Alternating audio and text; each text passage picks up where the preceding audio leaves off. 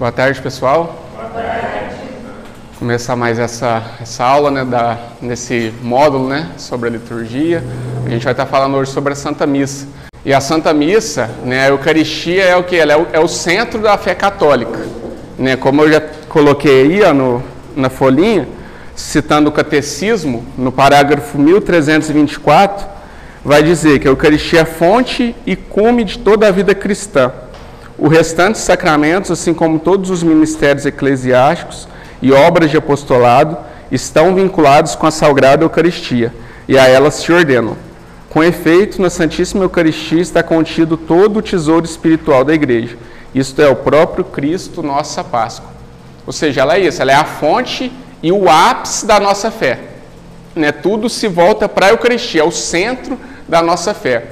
Né? Aqui eu citei aqui esse segundo parágrafo, é desse livro, A Fé Explicada. É muito bom esse livro aqui, dá uma catequese aqui sobre os assuntos da igreja, né, os assuntos principais da igreja. E vai dizer isso, né, que na Eucaristia, vamos dizer assim, que nos outros sacramentos, né, nós temos ali uma graça abundante de Deus, né, seja ali uma unção de Deus, né, através ali, por exemplo, do crisma, né, o batismo, né, mas a Eucaristia não é somente uma graça, um aspecto, algo, é o próprio Deus. Né? Como ele até vai dizer aqui, ó, na Eucaristia não temos apenas um instrumento que nos comunica as graças divinas. É nos dado o próprio dador da graça, ou seja, o doador da graça, Jesus Cristo, nosso Senhor. Ou seja, não é um aspecto, não é algo de Deus, mas sim o próprio Deus presente na Eucaristia. Né? Quando ali o sacerdote vai e consagra a hóstia, ali se faz corpo e sangue presente. Quando nós recebemos, estamos recebendo o próprio Deus. E aí um segundo ponto que eu quero trazer é o memorial e a paixão de Jesus. Né? E isso eu quero trazer o santo sacrifício. Eu vou abrir aqui um parágrafo do Catecismo, 1330.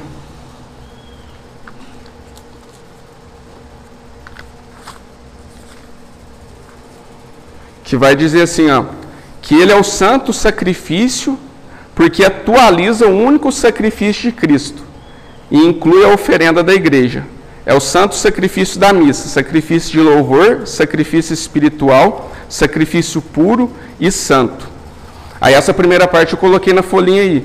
Só que aí no Catecismo segue, que vai falar que é a santa e divina liturgia, porque toda a liturgia da igreja encontra seu centro e sua expressão mais densa na celebração deste sacramento. Por isso que ele é o Santíssimo Sacramento. É também a celebração dos santos mistérios, o sacramento dos sacramentos. E aí vai dizer também que, ao mesmo tempo, é comunhão, porque com esse sacramento nos unimos a Cristo e nos tornamos participantes do seu corpo e do seu sangue. E também chamamos de Santa Missa. Santa Missa que quer dizer missio, quer dizer missão, envio. Né? Por isso também chama missa, porque a Santa Missa também é esse envio. Né? Ali não vai ser como se fosse um fim, né? Um envio, acabou a missa, então vai com Deus, Deus te acompanha. Não, mas é o início, é o envio que acontece ali. Nós recebemos a Eucaristia para podermos levar essa graça para as pessoas.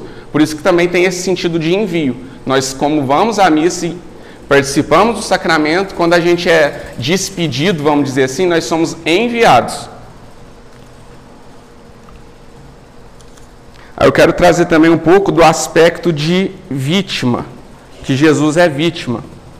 E aqui nesse livro aqui, que eu citei para vocês, chama Léo Truisi, o autor, ele vai dizer assim, ó, que o sacrifício, né, ele hoje, ele parece que tem as pessoas usam de maneira muito, que não é o cerne do seu significado, porque fala, eu fiz um sacrifício, ele até cita aqui, ele cita algo bem banal, assim, que fala que teve uma vez que o Pelé sacrificou o seu prestígio pessoal na jogada e passou a bola ao centroavante que marcou o gol.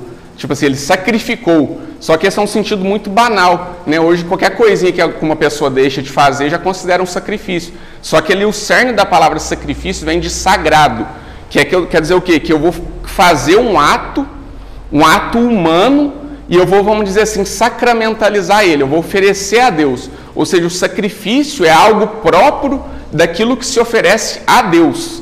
Não é qualquer coisinha, entendeu? Deixei de fazer alguma coisa e tal. Né? A gente usa também esse termo e tal. O São Paulo pede, né? Oferecei a vossa vida como um sacrifício de louvor. Mas entende que o aspecto maior dessa palavra é quando eu deixo de fazer uma coisa humana para oferecer algo para Deus. E aqui ele vai dizer de uma palavra que na oferenda era subtraída ao uso humano, que essa oferenda era destruída. Ou seja, para significar que é sacrifício, precisa da oferenda ser destruída. E aí ele vai dizer que os sacrifícios antigos, o que fazia? Matava os animais. Ou seja, era destruído, vamos dizer assim. Quando era oferecido o óleo ou algum vinho que eles iam entregar ali para o sacerdote antigamente, eles jogavam ao chão. Ou seja, era destruída aquela oferenda, ela é jogada no chão. Ela tinha essa característica de ser destruída. Olha lá, nos sacrifícios pré-cristãos se oferecia um animal e este era morto, consumido pelo fogo. Se oferecia vinho e este era derramado no chão. Essa destruição do dom, nós o devolvemos a Deus. Era essencial a ideia de sacrifício. E aí há um nome especial para um dom que se oferece a Deus em sacrifício. E esse nome é vítima. A palavra vítima, antigamente, significava o dom que se oferecia a Deus em sacrifício. E é o mesmo sentido de hóstia. Hóstia significa vítima. Ou seja, a vítima era esse dom que seria destruído. Entende? Não é só um dom que, tipo, eu te dei essa mesa. Beleza, eu vou usar ela aqui. Tipo assim, não era um sacrifício. Entendeu? Para o sacrifício ser consumado, precisava ser destruído. E essa era a vítima, precisava de ter uma vítima a ser destruída como oferta para Deus. E o sacrifício não era um ato de piedade individual, era um sacrifício de culto social. Ou seja, era para todo um povo o sacrifício, não era só um sacrifício para si, para aquele que dava a oferta, ou para aquele que colocava no altar. Era um sacrifício para um povo. Por isso que existia o sacerdote. Os sacerdotes ali, aqueles que já eram de Arão, né, da linhagem de Arão, que eram os sacerdotes que ofereciam os sacrifícios, precisavam estar ali mediando o sacrifício para um povo. O outro elemento é o sacerdote, que eu já falei que é necessário ter. E aí aqui colocamos, passo a passo fomos construindo a definição de sacrifício. Podemos descrevê-lo como a oferenda de um dom, que é chamado vítima, um grupo que faz a Deus, e a destruição dessa vítima, para indicar que é um dom feito a Deus, realizado por alguém chamado sacerdote, que tem o direito de representar esse grupo. Ou seja, esse é o sentido amplo do sacrifício. Precisa de ter esses elementos, né? Ter o sacrifício, o dom oferecido a Deus, ter ali o altar também, o altar depois a gente vai falar, ter ali a vítima que vai ser oferecida e o sacerdote que intercede por um povo. Devemos ter ideias claras sobre a razão pela qual chamamos a missa o santo sacrifício. Tem todos os elementos essenciais a um verdadeiro sacrifício. O primeiro é o principal, e que há uma oferenda de um dom infinitamente precioso, da vítima infinitamente perfeita, o próprio Filho de Deus. Há o grupo pelo qual o dom é oferecido, todos os cristãos batizados, em união com o vigário de Cristo na terra, o Papa, o corpo místico de Cristo. Há também o sacerdote, o homem que por meio do sacramento da ordem sagrada recebeu de Deus não só o mandato, mas também o poder necessário para oferecer a Deus esse dom sublime. O poder de mudar o pão e o vinho no corpo e no sangue de Cristo. Ou seja, a gente viu que a missa tem todos esses elementos. A missa ela tem o dom que é oferecido a Deus, ela tem a vítima, que é o próprio Jesus, e é destruído, né? Porque a missa, o que ela é? Ela atualiza o Calvário, ela atualiza o sacrifício de Cristo que foi uma vez por todas. E o que o catecismo vai dizer? Que aquele sacrifício que aconteceu uma vez, lá 2000 anos atrás, de uma forma cruenta, ou seja, ali sangrenta, ali na dor, hoje é oferecido na missa de forma incruenta, ou seja, não há dolo, não há sangue, mas é o mesmo sacrifício. Por isso que ela é também memorial, né? Jesus disse o quê? Fazer isso em memória de mim. Ou seja, a cada Santa Missa, esse sacrifício que aconteceu aqui, ali no altar da cruz, com a vítima que é Cristo, que foi aniquilado, destruído. Né? Isaías vai dizer, né, que ele não tinha aspecto humano. Foi destruída a vítima ali. É oferecido por cada um de nós. Né? E ali tem a figura do sacerdote, que é que em persona Christi. O próprio Cristo, ele é sacerdote, ele é o altar e ele é a vítima. Ou seja, todos os elementos para um santo sacrifício. A missa torna-nos presente e eficaz, aqui e agora. A vítima oferecida no altar da cruz. A morte de Jesus é muito mais que um fato histórico. É um sacrifício eterno. Não há ontem para Deus. Na sua mente infinita, para a qual todas as coisas passadas são presentes. Jesus pende eternamente da cruz.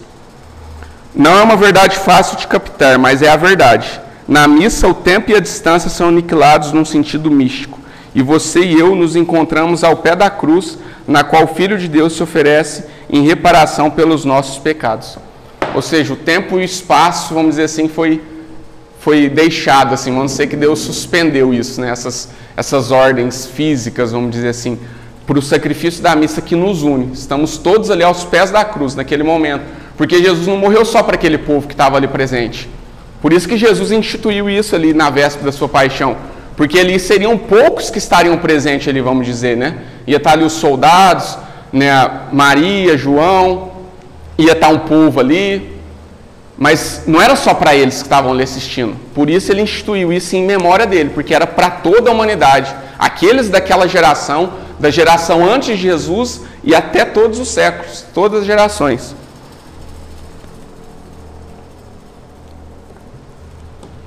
Vamos de catecismo mais um pouco. Aí aqui ele deixa claro também, ó, por ser o memorial da Páscoa de Cristo, a Eucaristia é também um sacrifício. O caráter sacrificial da Eucaristia é manifestado nas próprias palavras da instituição. Isto é o meu corpo que será entregue por vós. A Eucaristia é, portanto, um sacrifício porque torna presente o sacrifício da cruz, porque ele aplica os seus frutos.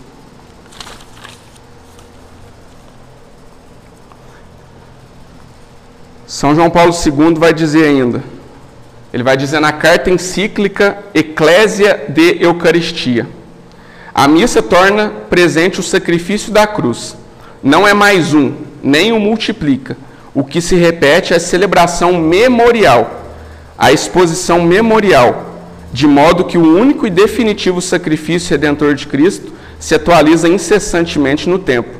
Portanto, a natureza sacrificial do mistério eucarístico não pode ser entendida como algo isolado, independente da cruz, ou como uma referência apenas indireta ao sacrifício do Calvário.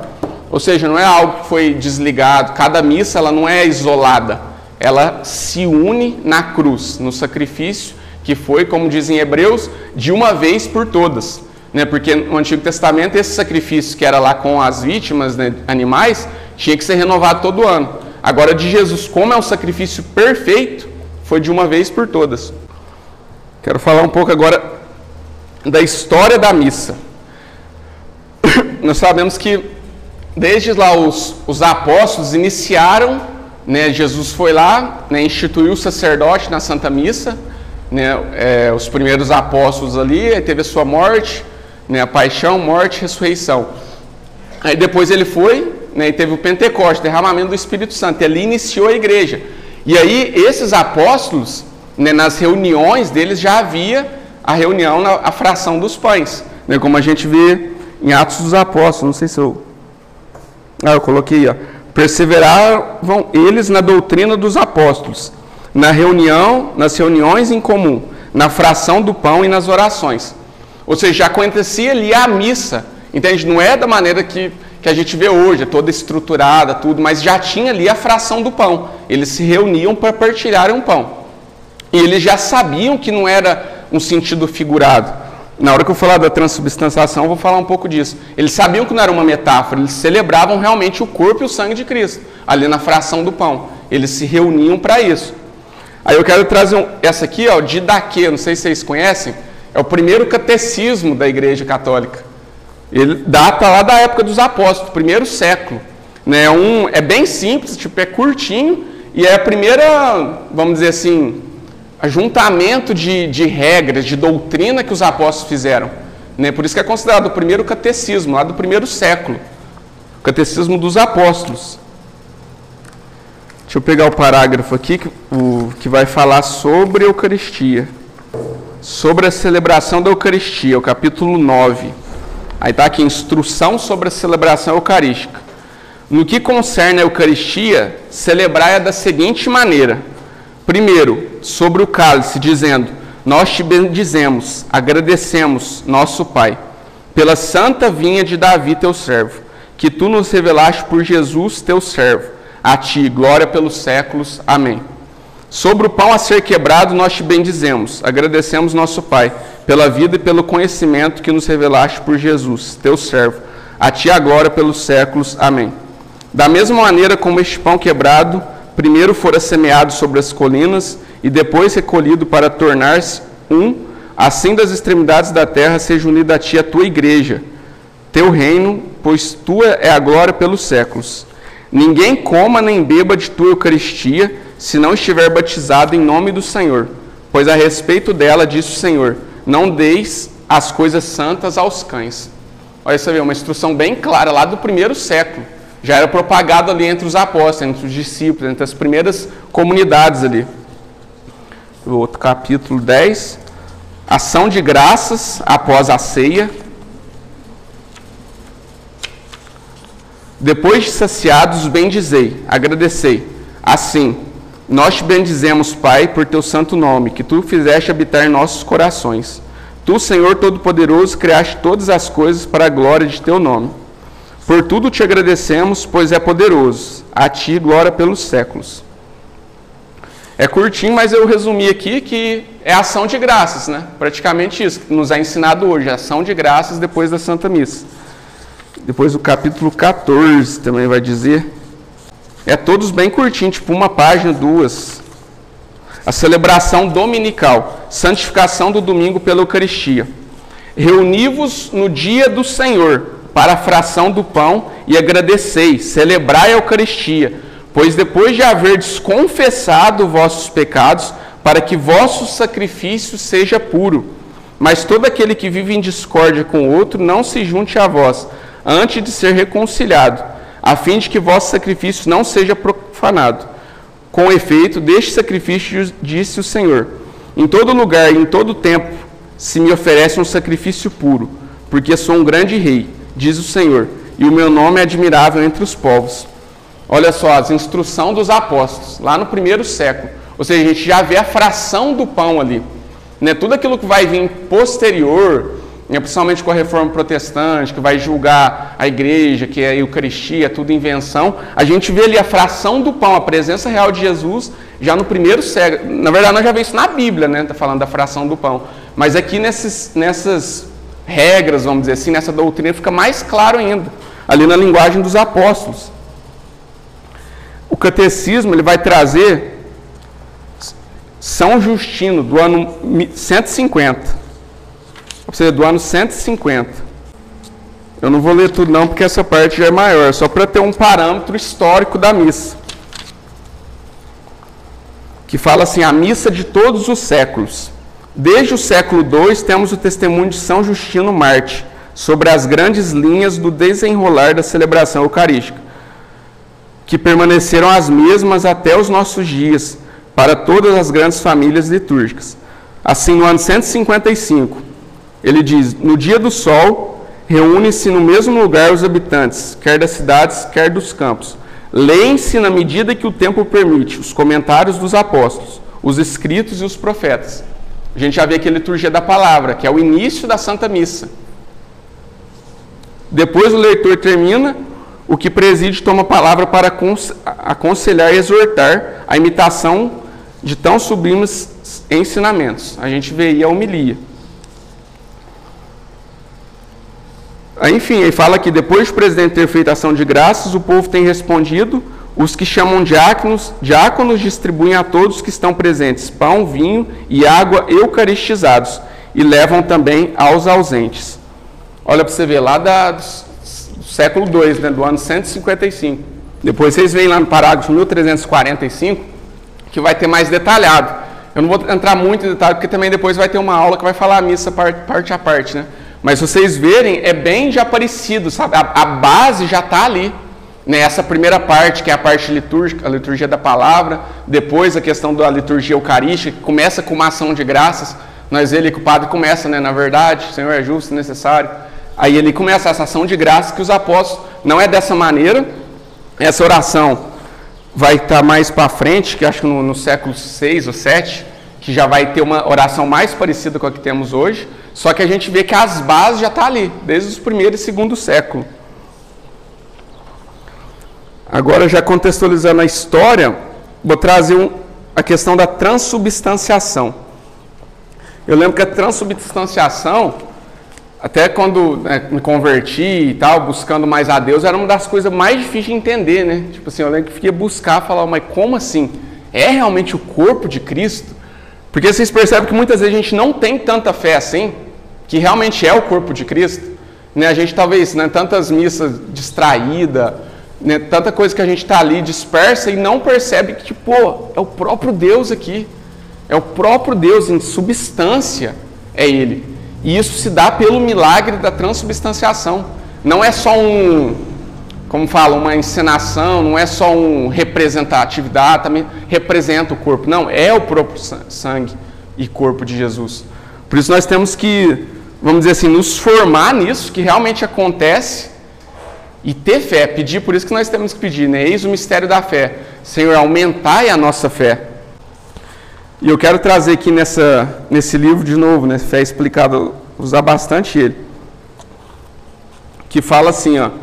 Antes de tudo, ele vai citar uma heresia de Berengário, que ele, lá no século XII, ele não acreditava que Jesus estava presente na Eucaristia.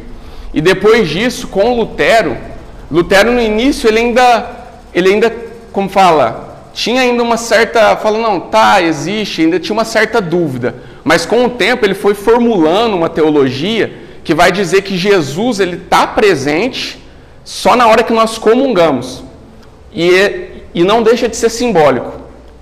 Ele não acreditava que Jesus estava presente no pão e no vinho. Ele acreditava que Jesus, vamos dizer assim, vinha de uma maneira espiritual em nós a partir do momento que nós comungássemos. Só nessa hora. Jesus não permanecia nem antes nem depois da consagração.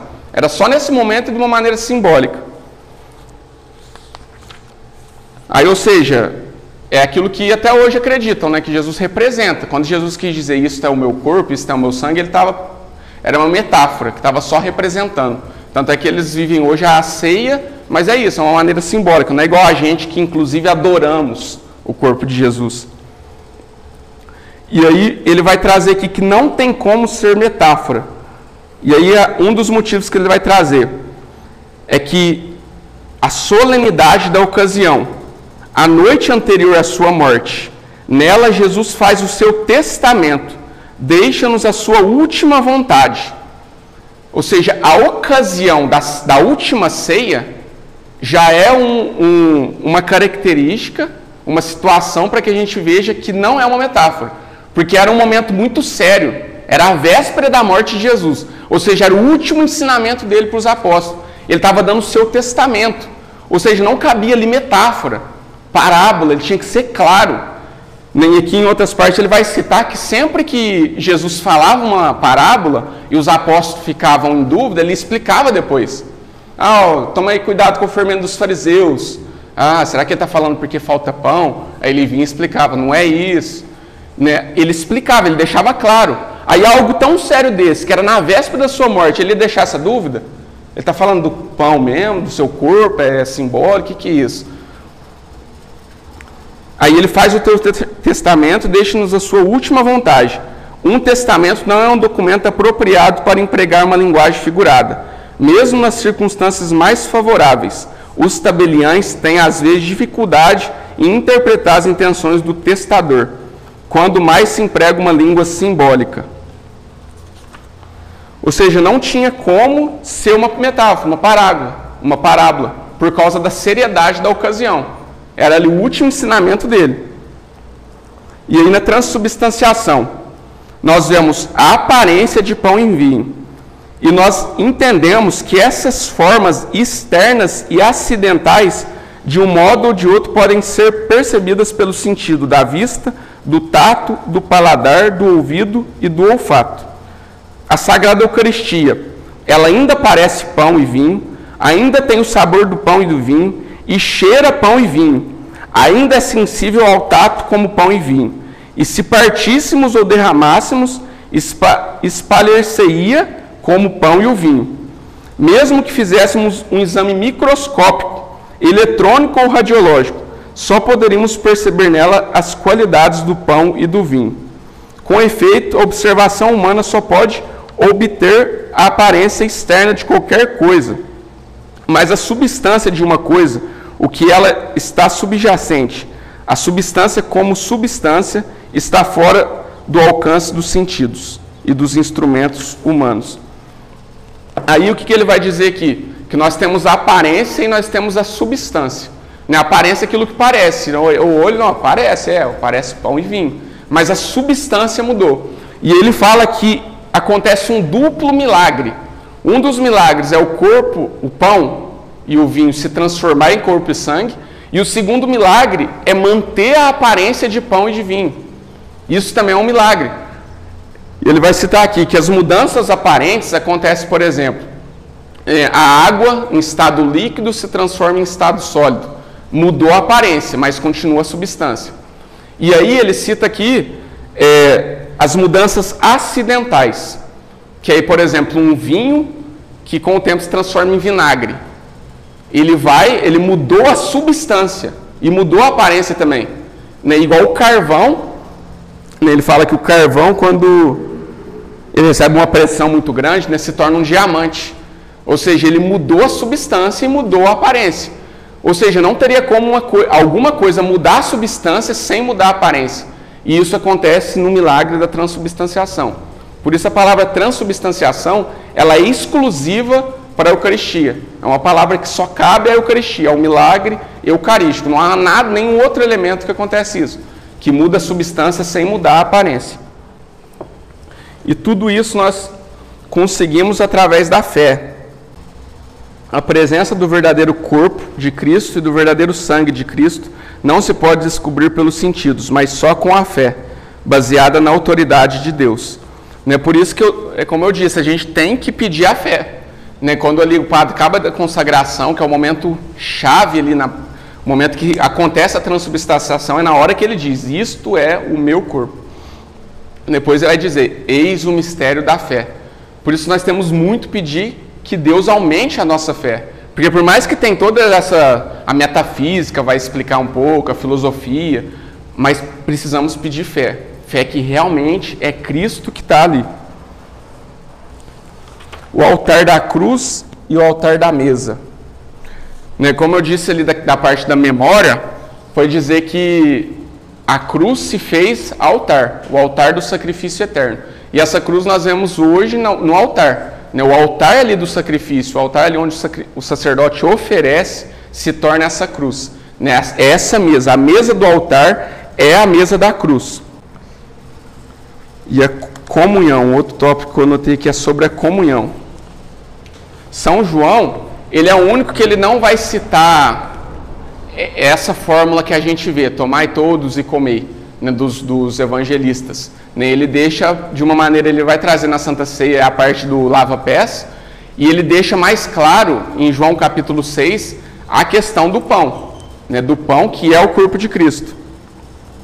Que Jesus disse, em verdade vos digo, se não comerdes a carne do Filho do Homem, e não beberdes o seu sangue, não tereis a vida em vós mesmos. Quem come minha carne e bebe meu sangue tem a vida eterna, e eu ressuscitarei no último dia. Pois a minha carne é verdadeiramente uma comida, e o meu sangue verdadeiramente uma bebida. Quem come a minha carne e bebe meu sangue, permanece em mim e eu nele. Outra vez aqui Jesus sendo claro nessa questão da comunhão, de realmente comer a carne dele e beber o sangue dele. Nesse evangelho aqui, nesse capítulo, no final, a gente vê como que muitos que estavam seguidores deixou Jesus. Falaram, não, isso é pesado, né? Isso daí a gente não tem como aceitar. Porque a compreensão deles ainda estava, vamos dizer assim, obscurecida. E Jesus, o que ele faz? Ele não explica, de novo. Deixa eu explicar para vocês, não é que é a minha carne, não é que é o meu sangue. Ele vai falar, eles foram, vocês querem ir também? Pergunta isso para Pedro, vocês também querem ir? Ele deu essa liberdade. Vocês não estão entendendo o mistério eucarístico, é o centro do mistério, vamos dizer assim, o centro da pregação de Jesus era esse, já estava anunciando a sua paixão, e aqui ele anuncia o que ele ia deixar para nós como memória. E muitos não entenderam, deixou de seguir, falou, comer minha carne, beber meu sangue. E ele não explica, se vocês quiserem ir, ó, o mistério é esse, quem quer ficar? Aí é onde Pedro fala, né? Onde iremos? Só tu tem palavras de vida eterna.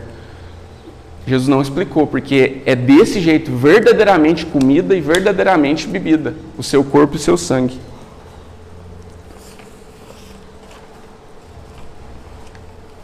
Sacramento da reconciliação.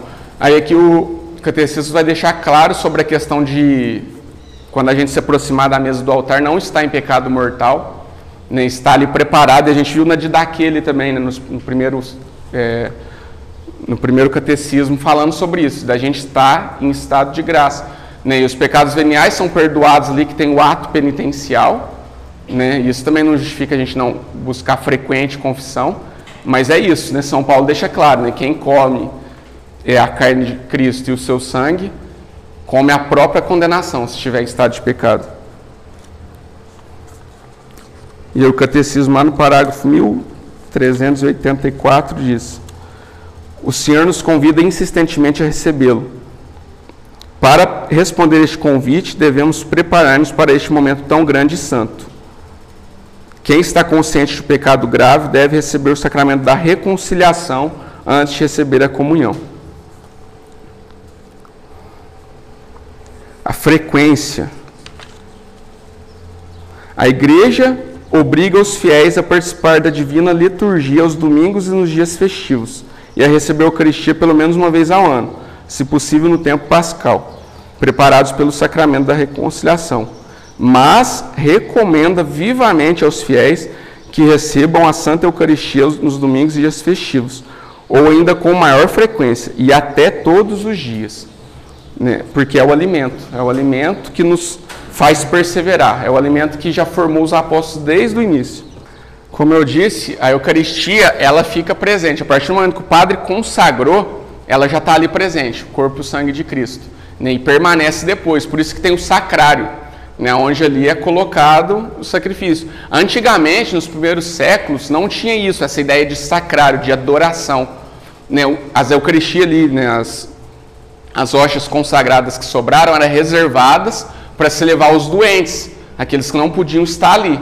Entendeu? E aí, com o tempo que eles foram entendendo que ele realmente estava o corpo e o sangue de Cristo. E aí foi se iniciando o culto de adoração, né? E a partir do momento que iniciou, vamos dizer assim, que pegou rápido, entendeu? Começou a propagar rapidamente o culto à adoração. Aí esse livro aqui vai dizer: o sacramento da Eucaristia adquire o seu ser na consagração da missa. Nesse momento, Jesus se torna presente sobre as aparências do pão e do vinho.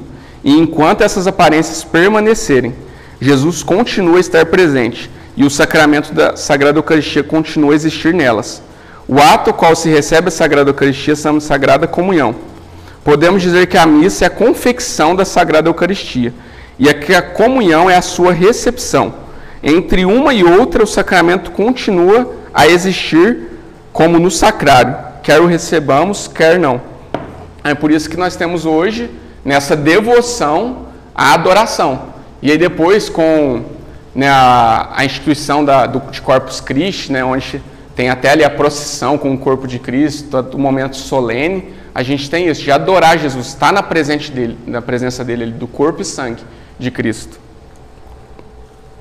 Já para encerrando, Eu vou ler um testemunho aqui, aliás, não é grande não, fala testemunho, acho que vai ser, mas na verdade só uma parte. Vocês devem conhecer a história do Scott Hahn, né? Aquele que era um pastor presbiteriano dos Estados Unidos, se converteu ao catolicismo. Inclusive o livro Todos os Caminhos Levam a Roma fala a história dele e da esposa. É muito bom o livro. E esse livro aqui, O Banquete do Cordeiro, ele vai dizer da Santa Missa, a experiência que ele teve a primeira vez que ele pisa numa igreja católica, a primeira vez que ele vai numa Santa Missa. Imagina, anos ali, um pastor presbiteriano, e ele fala que um dos livros mais assim que ele sempre estudou foi o Apocalipse. E ele sempre tentando desvendar o Apocalipse, desvendar esse mistério, né, toda a simbologia de Apocalipse. E ele vai dizer a linguagem das portas, né, que ele ia tentando abrir as portas. Ele falou, tentei todas as chaves, mas nenhuma abriu a porta, que era essa porta para entender Apocalipse. De vez em quando eu ouvi o clique da alavanca, e isso me dava esperança. Contudo, só quando passei a contemplar a missa, senti a porta começar a ceder. Um pouquinho de cada vez. Devagar vi-me empolgado pela grande tradição cristã. Em 1986, fui recebido em comunhão plena com a Igreja Católica. Depois disso, as coisas ficaram mais claras em meus estudos do livro do Apocalipse. Depois disso, eu vi. Uma porta estava aberta no céu. Aí, isso aqui é uma citação de Apocalipse. E a porta se abriu para a missa dominical em sua igreja paroquial. Aí ele diz, ora, talvez você responda que sua experiência semanal da missa é qualquer coisa menos celestial. De fato, é uma hora desconfortável, interrompida por choro de bebês, cantos monótonos entoados de forma dissonante, divagações, homilias sem pé nem cabeça, e vizinhos vestidos como se fossem ao jogo de futebol, à praia ou a um piquenique. Mesmo assim, insisto que vamos realmente ao céu quando vamos à missa. E isso é verdade a respeito de toda a missa de que participamos, independente da qualidade da música ou do fervor da homilia. Não é questão de aprender a ver o lado brilhante de liturgias desleixadas. Não se trata de adotar uma atitude mais caridosa para com vocalistas desafinados. Trata-se de algo que é objetivamente verdade, algo tão real quanto o coração que bate dentro de você. A missa, e quero dizer toda missa, é o céu na terra. Imagina a experiência desse homem, né, de outra denominação e tanto tempo, de repente entrar na missa e falar, tipo assim, ele viu o mistério, aquilo que ele tanto leu, tanto estudou de Apocalipse que vai dizer ele tanta revelação daquilo que é, seja questão de fim dos tempos, seja questão do sacrifício, né, do cordeiro, seja questão da revelação do céu, e ele viu isso na missa. E aí, o que ele insiste muito nos livros dele, os testemunhos dele, que muitas vezes a gente, como católico, a gente acostuma com a missa, tipo, mais uma missa, né? A gente vai acostumando, tá ali, a gente está pisando em tesouro sem perceber. Então, por isso que a gente tem que, cada Santa Missa, é uma luta muitas vezes, né? A distração e coisa, para tirar a graça, mas tentar focar, tentar entrar no mistério, tentar entrar na grandeza que é esse mistério, a grandeza que é da Santa Missa. E agora, para terminar mesmo, esse aqui eu vou ler para já introduzir para a próxima aula, que a próxima aula, acho que o Paulo, né, vai trazer sobre a missa passo a passo, né? Fulton Sheen, já viram? Calvário e a missa? Sensacional isso aqui. Aí ele vai dizer assim, ó, que a missa é o maior acontecimento da história da humanidade. O único ato sagrado que afasta a ira de Deus de um mundo pecador, porque eleva a cruz entre a terra e o céu, renovando assim grande, decisivo momento em que nossa triste e trágica humanidade viu desenrolar-se na sua frente o caminho para a plenitude da vida sobrenatural. Esse acontecimento não pertence ao passado, tal como a declaração do dia da independência, pois é um drama permanente sobre o qual o pano ainda não desceu. Não é algo que aconteceu e está lá, só um fato histórico. Não, ele permanece, continua acontecendo. O Calvário pertence a todos os tempos e a todos os lugares. O que atualmente fazemos ao Cristo místico, fizeram eles ao Cristo histórico. Ele vai dizer que naquela época teve vários ali representando nós. Em nosso nome, se temos inveja dos bons, fomos representados pelos escribas e fariseus. Se hesitamos em abraçar a verdade e o amor divino, estivemos lá na pessoa de Pilatos. Se a nossa confiança é baseada na força material e procuramos conquistar o mundo por meio dela, fomos representados por Herodes. E assim a história continua e implica em todos os pecados característicos do mundo. Nós estivemos lá durante a crucifixão. O drama já completa em tudo quando dizia a respeito de Cristo. Aí ele vai perguntar, tá, mas como que isso nos torna visível? Como que isso é visível? O Calvário, a cruz, no santo sacrifício da missa. Porque quer no Calvário, quer durante o santo sacrifício, o sacerdote e a vítima são os mesmos. As 7 palavras derradeiras são idênticas às 7 partes da missa, assim como as notas musicais comportam uma infinita variedade de harmonias e combinações. A primeira, perdoai-lhes, representa o confiteor, que é o ato penitencial. A segunda, hoje estarás comigo no paraíso, é o ofertório. A terceira, mulher, eis aqui o teu filho, é o sanctus. A quarta, por que me abandonastes? É a consagração. A quinta, tenho sede, é a santa comunhão. A sexta, tudo está consumado, é o it missa est, que é esse momento de envio. A sétima, Pai, nas vossas mãos entrego o meu espírito, é o último evangelho. Representai, pois, na vossa imaginação, o sumo sacerdote, Cristo, saindo da sacristia do céu, para o altar do Calvário. Ele já se revestiu da nossa natureza humana, colocou no braço o manípulo do nosso sofrimento, a estola do sacerdote, a casula da cruz. O Calvário é a sua catedral, a rocha do Calvário é a pedra do altar, o rubor do sol poente, a lâmpada do santuário. Maria e João são as imagens vivas dos altares laterais. A hóstia é o corpo de Jesus, o vinho, o seu sangue. Ele está de pé como sacerdote e prostrado como vítima. A sua missa vai começar.